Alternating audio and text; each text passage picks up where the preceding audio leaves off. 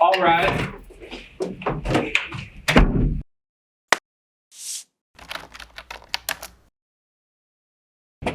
Be seated.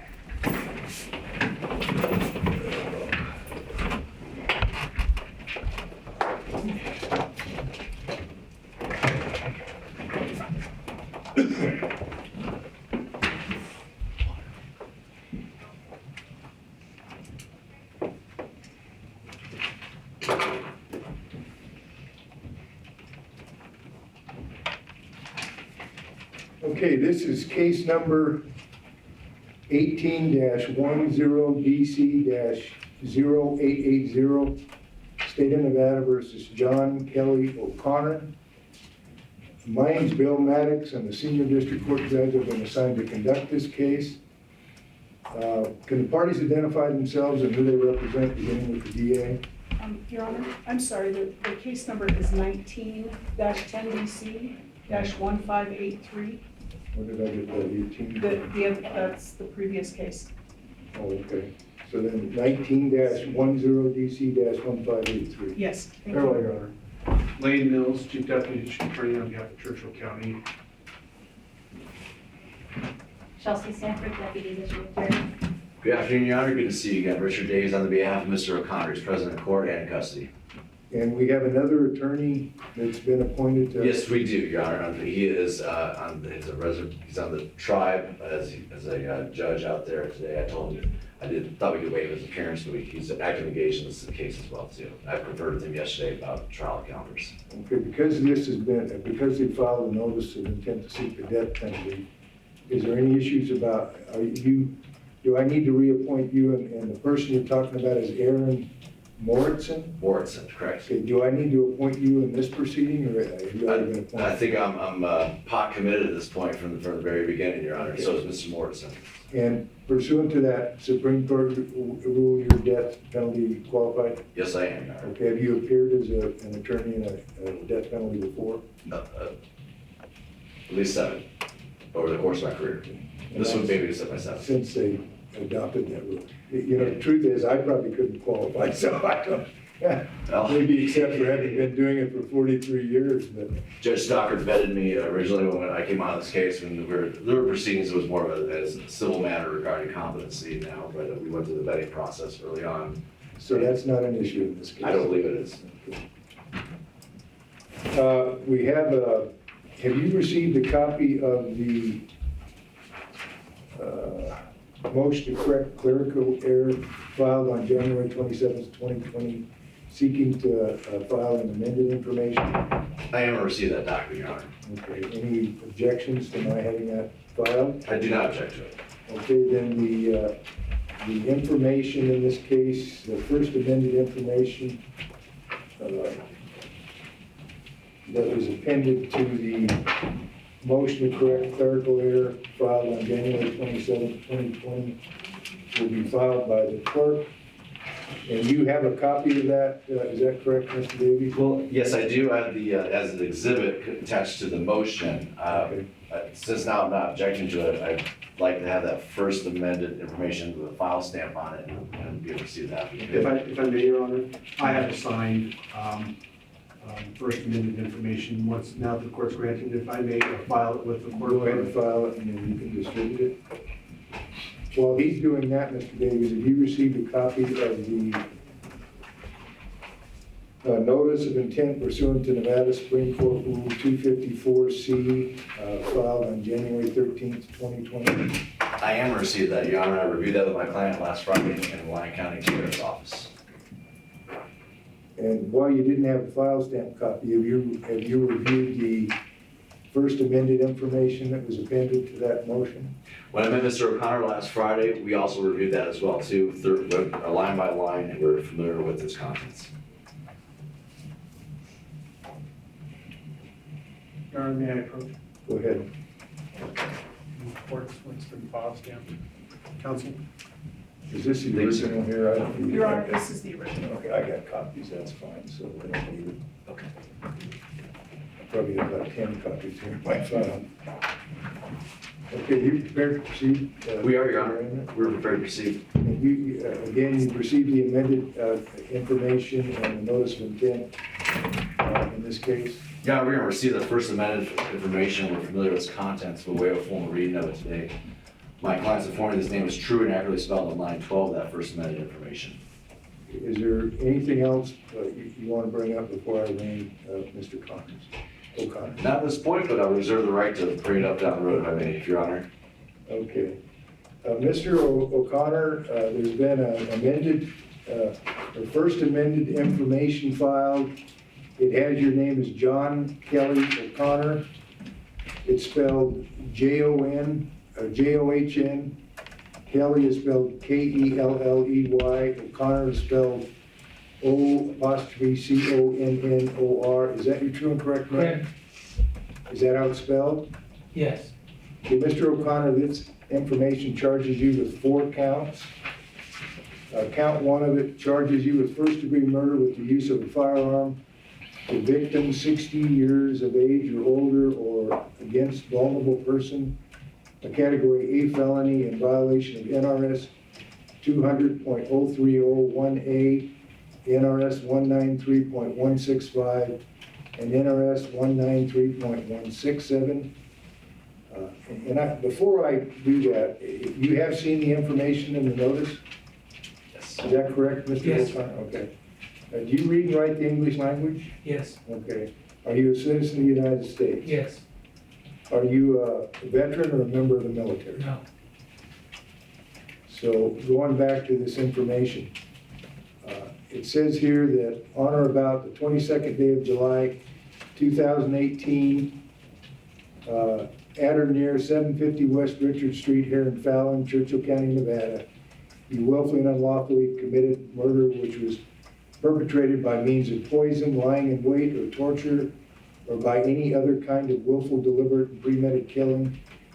To wit, you willfully and deliberately with premeditation killed Charles Burt Everett Miller, age 61, by shooting him multiple times with a 9mm Beretta PX4 Storm handgun. Do you understand that charge against Yes. you, Mr. O'Connor?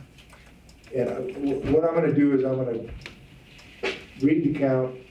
I'm going to advise him of what the possible penalties are, and then we'll proceed like that. And at the end, I will ask him for his pleas on each of those counts.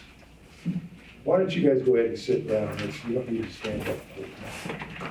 Okay, Mr. O'Connor, if you were convicted of count 1, which is the first-degree murder charge with the use of a firearm against a vulnerable person, the murder, if you're convicted of first-degree murder,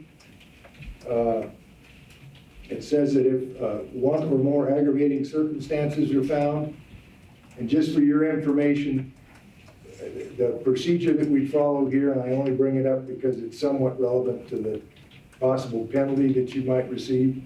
If you were, the case would be presented to the jury, they would decide what degree of murder that you were guilty of. If they found first-degree murder, then we would go into a separate proceeding in which the state would present its aggravating circumstances or whatever, and then at the conclusion of that, the jury would decide which of these penalties you potentially could receive. Do you understand that, Mr. O'Connor? Yes. So if there was, it says that if aggravating circumstances are found, and any mitigating circumstances or circumstances which are found do not outweigh the aggravating circumstances, unless a finding pursuant to NRS 174.098 has been made by the court, and that the defendant is a person with intellectual disability and has stricken the notice of intent to seek death penalty, then your possible penalties would be by imprisonment in this, death, if the aggravating circumstances were found and no mitigating. Otherwise, you could be sentenced for imprisonment in the state prison for life without the possibility of parole, for life with the possibility of parole with eligibility for parole beginning when a minimum of 20 years has been served. or for a definite term of 50 years with eligibility for parole beginning with a minimum, after a minimum of 20 years has been served. Do you understand that those possible penalties? This also alleges that the commission of this crime was done with the use of a firearm, and that's a violation of NRS 193.165.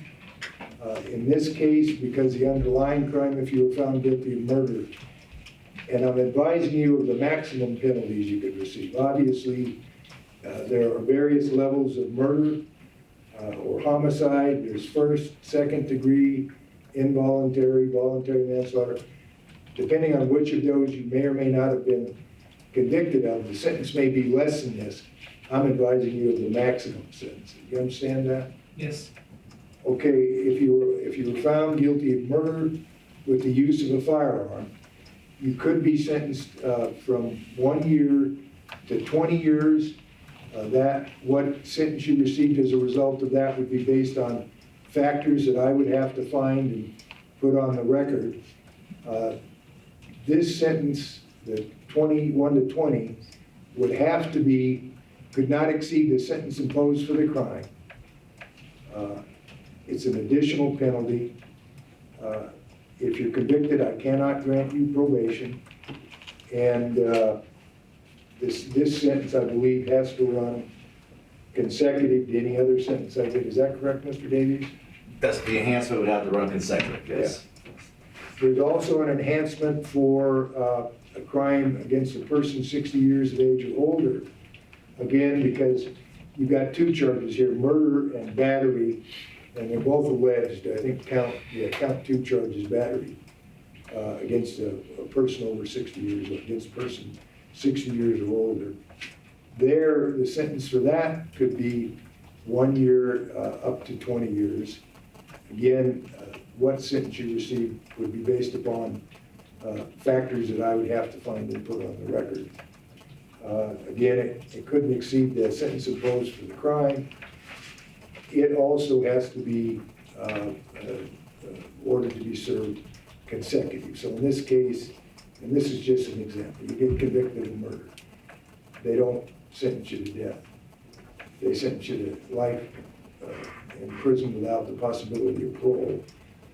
I would decide what sentence you get for the deadly weapon, what sentence you get for the 60-year-old over, and they would be run consecutive to the sentence that you got for the murder. You understand that? Yes. Okay. So those are the possible penalties, and the council agree those are the possible penalties, maximum penalties you could receive for count one. Yes, sir. I agree those are the penalties.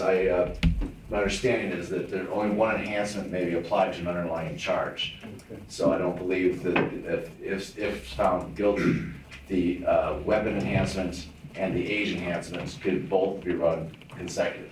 Okay, we'll address that at the time, but I just want to make sure he understands, if that's the case, then that's true. If it isn't, then the maximum penalty would be he'd get life without plus 20 plus 20. We'll cross that bridge if we need to. We'll deal with that when we get to it. Okay, that's count one. Count two, you're charged with battery with a deadly weapon causing substantial bodily harm to victims 60 years of age or older or against a vulnerable person, category B felony, in violation of NRS 200.481, subsection 2E2, and NRS 193.167. If you're found guilty of this crime, or if you pled guilty to it, it's a category B felony, and you could be sentenced in state prison for a minimum term of not less than 2 years and a maximum term of not more than 15, and further punished by a fine of not more than $10,000. And I don't see anything in the statute. It would appear that he has to get at least a 2-year sentence. It's not probatable, and up to 15 years. Is that correct, counsel? Yes, sir. That's my understanding, Your Honor.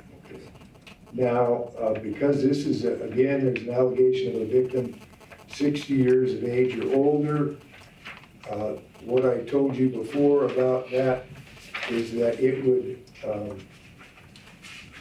You could be sentenced from, because this is a battery, from 1 year, and this would be an enhancement to the underlying sentence. You could be sentenced 1 year and a maximum of term not more than 20. Again, that sentence would have to be imposed after I made findings and put them on the record. That sentence could not exceed the sentence imposed for the underlying crime. And again, I think it would have to be consecutive to the battery. Is that everybody's understanding of what the possible penalty would be if there was a finding of guilt or guilty plea to count 2? Yes, sir. Mr. Davies? Yes, Your Honor. Count 3, assault with a deadly weapon, category B felony in violation of NRS 200.471 subsection 2B. That count alleges that, I didn't read count 2, so I'm going to read that to you. Count 2 alleges that on or about the 22nd day of July 2018 and prior to the filing of this first amended information at or near 750 West Richard Street, Fallon, Churchill County, Nevada, you willfully and unlawfully used force or violence with the use of a deadly weapon upon the person of another 60 years of age or older, causing substantial bodily harm. In this case, it says that you shot Dwayne Miller, age 64, with a 9mm Beretta PX4 Storm handgun, causing prolonged physical pain. Do you understand that charge, Mr. O'Connor? Yes, I do. And you also understand the possible penalty? 2 to 15. Plus the enhancement for, it could be 1 to 20. Assault with a deadly weapon is count 3. It alleges that on or about the 22nd day of July 2018, at or near 750 West Richard Street, Fallon, Churchill County, Nevada, you unlawfully and intentionally placed another person in reasonable apprehension of immediate bodily harm with the use of a deadly weapon or the present ability to use a deadly weapon. It says that you pointed a 9mm Beretta PX4 Storm handgun at Mike Whitaker, putting him in reasonable apprehension of immediate bodily harm. You understand that charge against you, Mr. O'Connor? Yes, I do. If you were found guilty of that, or if you pled guilty to it, that's a category B felony, and you could be sentenced to state prison for a minimum term of not less than 1 year and a maximum term of not more than 6 years, or by a fine of not more than $5,000, or both fine and imprisonment. I believe this one's probatable, isn't it? That's my understanding, Your Honor. Is that your understanding? So that would be the possible penalty out of that charge. We go to count 4, which is manufacture, importation, possession, or use of a dangerous weapon or silencer, carrying concealed weapon without permit, a category C felony in violation of NRS 202.350 subsection 2B. That alleges that on or about the 22nd day of July 2018, at or near 750 West Richard Street, Fallon, Churchill, Nevada, you manufactured or caused to be manufactured or did import into the state or did keep, offer, expose for sale, or give, lend, possess, or use a machine gun or silencer unless authorized by federal law, or did carry concealed upon your person a pistol, revolver, or other firearm or other dangerous or deadly weapon or explosive substance other than ammunition or any components thereof. It says that you concealed and carried a 9mm Beretta PX4 Storm handgun under your shirt without possessing a carry concealed weapons permit. You understand that charge? Yes, I do. Okay, if you were found guilty of that charge, you could be sentenced, and basically you go from the statute that they're alleging that was 202.350 subsection 2B, you go to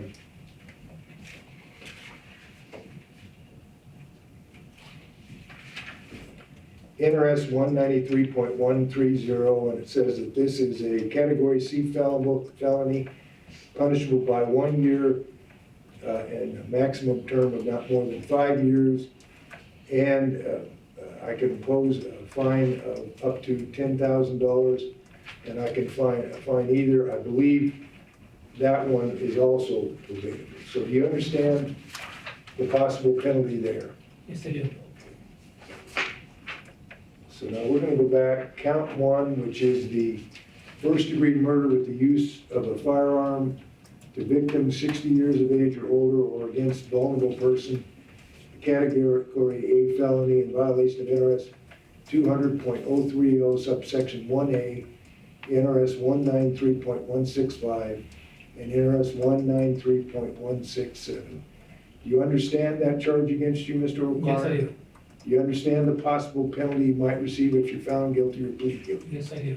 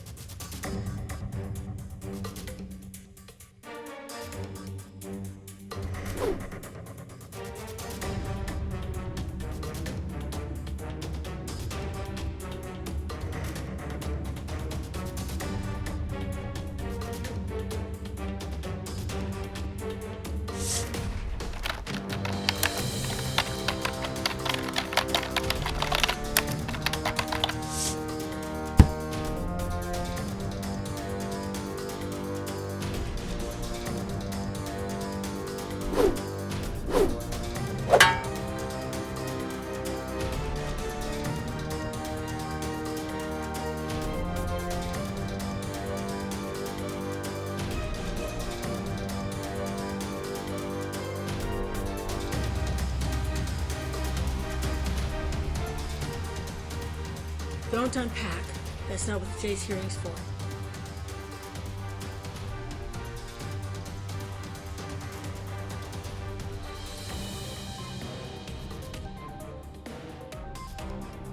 The likely result of that is you will be remanded into custody.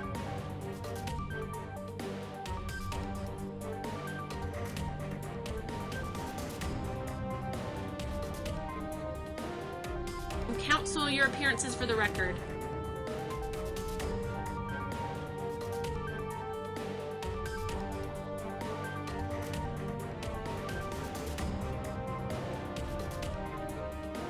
The court has a few comments before we begin.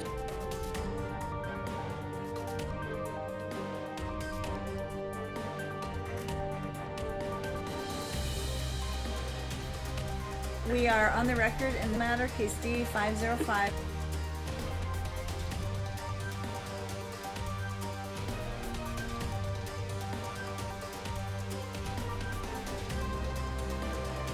You guys either agree or I order.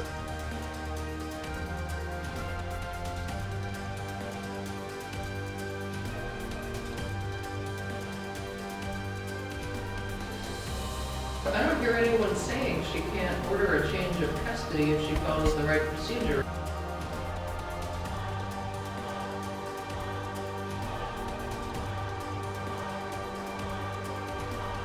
There must be an evaluation of the best interest.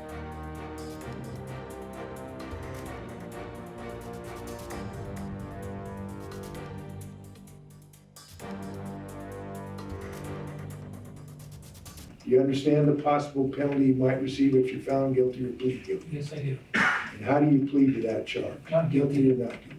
Not guilty. Not guilty, okay. Count two is battery with a deadly weapon causing substantial bodily harm to victim 60 years of age or older or against a vulnerable person, a category B felony in violation of NRS 200.481 subsection 2E2 and NRS 193.167. You understand that charge against you, Yes, I do. Mr. O'Connor? Yes. And do you understand the possible penalty if you plead guilty or are found guilty? Yes. How then do you plead to that charge? Not guilty. Count three, assault with a deadly weapon, a category B felony in violation of NRS 200.471 subsection 2B. Do you understand that charge against you, Mr. O'Connor? Yes, I do. Do you understand the possible penalty if you're found guilty or if you plead guilty to that charge? Yes, I do. Then how do you plead to that charge? Not guilty. Count four, manufacture, importation, possession, or use of dangerous weapon or silencer, carrying concealed weapon without permit, a category C felony, in violation of NRS 202.350 subsection 2B. Do you understand that charge against you, Yes, I do. Mr. O'Connor? Yes, I do. And do you understand the possible penalty you receive if you're found guilty or plead guilty? Yes, I do. How do you plead to that charge? Not guilty. Trial, are we gonna waive the 60-day rule? Yes, Your Honor, I've consulted with my client. He's willing to waive the speedy trial rights. Okay, Mr. O'Connor, you're entitled to it. This is your arraignment date or your first appearance in the court that has trial jurisdiction of this matter. Statute allows you, or if you demand, requires that you be given a trial within 60 days. Do you understand that? Yes, I do. And do you waive that right? Yes, I do. Okay. The dates that I've been given by the clerk's office, how long do we think this trial is gonna last? State it's just 3 weeks, Your Honor. The state has 99 witnesses listed in their information, and that's not counting my case in chief. And then if there is a sentencing phase, I would expect that to go about be a week. So I think 3 weeks conservatively. If the court wanted to carve out a full month to be safe, that might be. Right now I have October 5th to October 29th, which is 19 days. Your Honor, October will not work with my team's calendar. I consulted with Mr. Morrison yesterday about his calendar. He and I both have jury trials up and through October. I also have a mitigation expert who's already been retained working on this case. I have March 1st through April 2nd? March 1st of 2021? March 1st. Assuming I'm still alive at that point in time. Soon all of us are. Well, I'm a little closer to the end than you are. So March 1st to April 2nd? That sounds good, Judge. Okay. The other thing that I haven't addressed, and you said that you received it, was the notice of intent pursuant to Nevada Supreme Court Rule 254C. Mr. O'Connor, in that, the state has noticed that its intention to seek the death penalty at a penalty hearing, and I've already explained to you that this case would be presented to the jury. They would have to determine what level of murder you committed, if you committed any crime at all. And if they came back with first-degree murder, we would then go into what's described as a penalty stage. The state has alleged several aggravating circumstances. Do I need to go through those with you, Mr.? You do not. I don't think you're required to canvass him on that, Your Honor. I have thoroughly explained the alleged aggravators in this case. I also informed my client will be filing the motions to strike many, if not all, of these aggravators in the near future. I won't do that. But you're aware that the state's seeking the death penalty and they're alleging certain aggravating factors? Okay.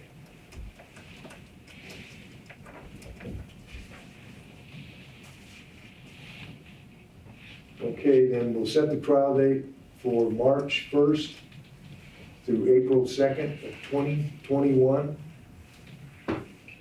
I'm inclined to, we have that new statute that allows me to have a settlement conference conducted. I don't think that's unreasonable. I can kind of inform the court, I am preparing a writ regarding the charges that were bound over from Justice Court. I don't know if you want to do the settlement conference after the writ. That may change the dynamic of this case. What's counsel's inclination? I talked to Todd Russell, and Todd's willing to do it in Carson City. My experience in these sort of matters is it's good to have darts on the calendar every 45 days or so to make sure we're not, either parties fall asleep at the wheel and stay on top of where we're at, or housekeeping matters. I think once the writ is filed, they'll inherently devise a briefing schedule, at least regarding the writ itself. Now, at the top of my head, I have a half dozen other motions there in my mind that I would be filing. So I think there's an order and course of the motion where they'll create a briefing schedule in and of itself, I believe.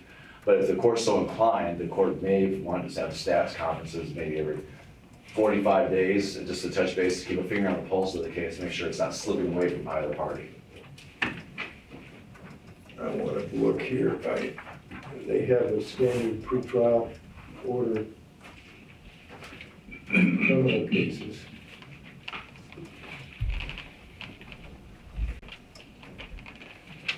It's not that file.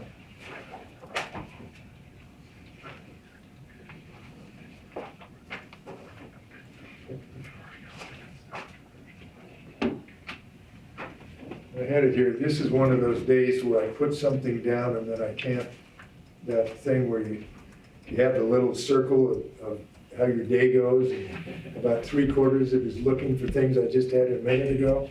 Looking for your glasses while they're on top of your head. Well, you know, yesterday I was over in Reno, sitting over there, and my glasses busted, so.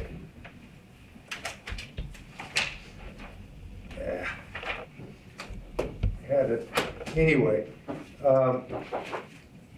what's your inclination? Well, Your Honor, I do know that our court generally has a standardized pretrial order with briefing deadlines and things of the like, so we look favorably upon those, just so that we do have deadlines that both parties are kept to for filing things, and that's acceptable to the state. I'll take a look at the pretrial order and see what it orders, and maybe get some other ones. And, My suggestion, if I may, Your Honor, if we just pick a date, roughly mid-March, that suits the court's calendar, maybe just, even if there's not a whole lot to talk about. Let's do it in April, yeah. Okay. We got a date potentially in April. Your Honor, I've got a couple of different dates, of April 14th or April 16th at 1:30. How's that for counsel? I'm waiting for my Wi-Fi to connect. So. And if not, we would need to get the court administrator. You know, now that they have all the judges in Reno, I'm not hopefully sitting there, but it's starting to feel like I was a second Judicial District Court judge for a while. We ran a little thin over there, weren't we? Well, yeah, it seemed like every time something happened, a judge would be gone. Yeah, court's indulgence, please.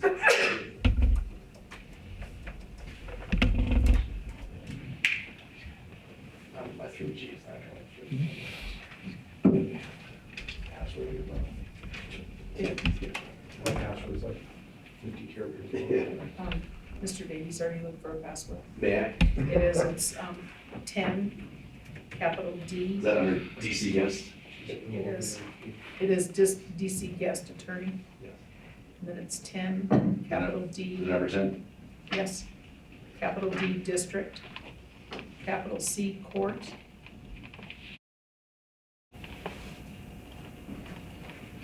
The 14th is better for the state. That's right.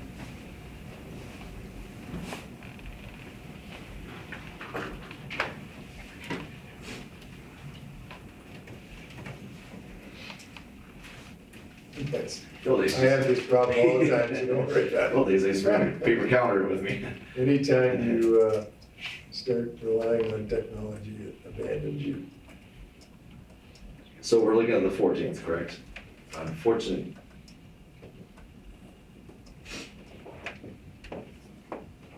Okay, court's indulgence, please. 14th and 16th are jammed up. Sorry. March. Any other days? Was that April or March? That's April. That was April. Let me get the court administrator. March.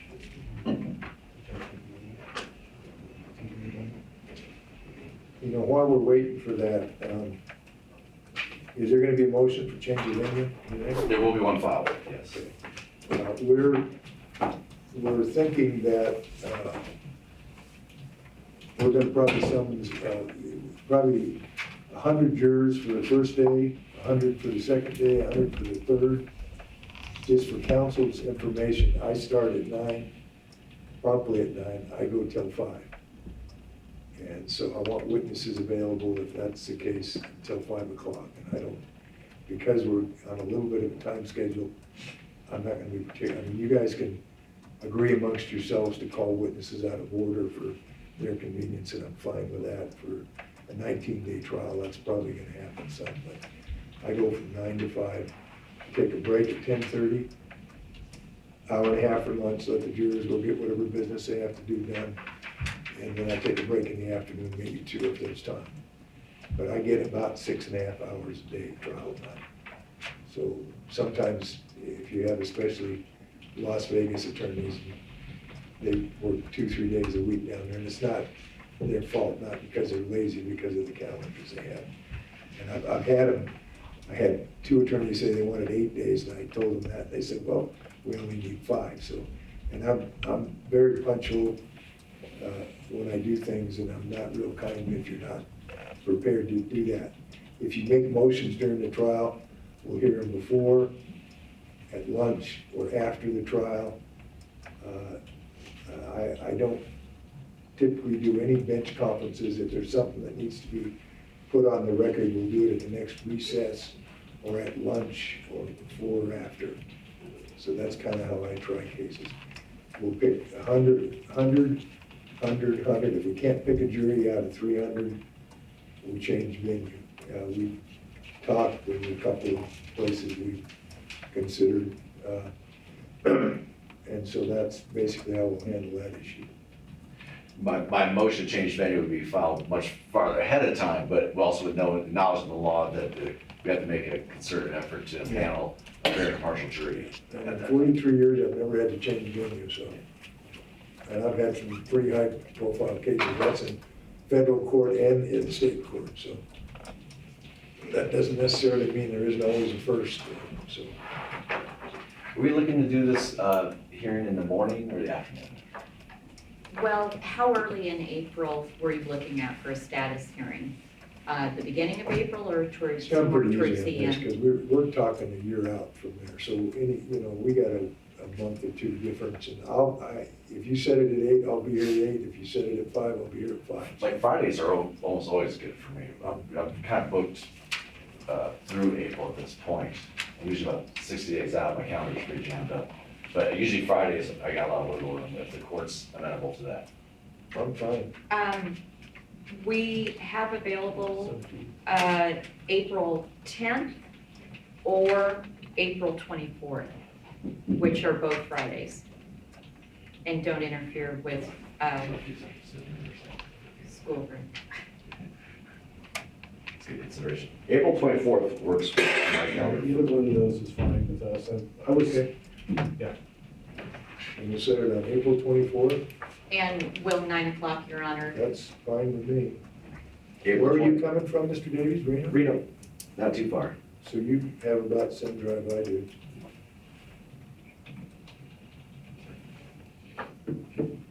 And in the meantime, I'll work on a pretrial order. Fair enough. And my writ will be filed obviously well before then within the statutory parameters. Does that state my conducting any proceedings in this matter?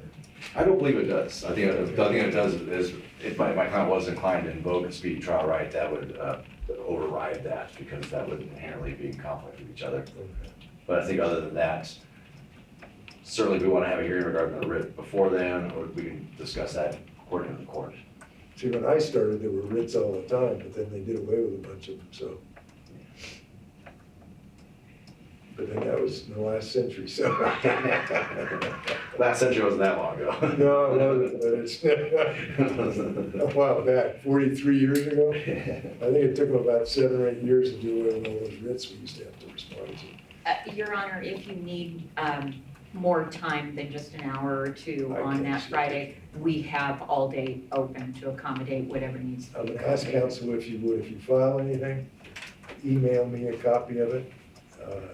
You can do, I have PDFs fine, Word perfect, Word. Excellent.